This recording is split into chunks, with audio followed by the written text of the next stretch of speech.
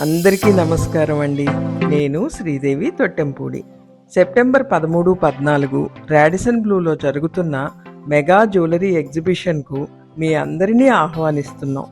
వ్యాపారంతో పాటు సామాజిక బాధ్యతగా ఈరోజు ఒక ట్రైబల్ విలేజ్కి త్రాగునీటి సదుపాయం కల్పించటంతో పాటు ఆ విలేజ్ని దత్తత తీసుకుంటున్నాం. వైజాగ్ ప్రజలందరూ మా ఎగ్జిబిషన్ని విజిట్ చేసి ఈ మంచి పనిలో భాగస్వాములు అవ్వాలని కోరుకుంటున్నాం. మల్లేశ్వరరావు, మాది తుమ్లో గ్రామం, బూదరాల పంచాయతీ, కొయ్యూరు మండలం, సీతారామరాజు జిల్లా. మాది మా ఊరు 50 సంవత్సరాల పైకే ఉంటుందండి. ఇంతవరకు మాకు చాలా ఇబ్బందులతో కిలోమీటర్ దూరం ఆడవాళ్ళు నీళ్ళు తీసుకురావడం మొత్తం ఘాటే అండి.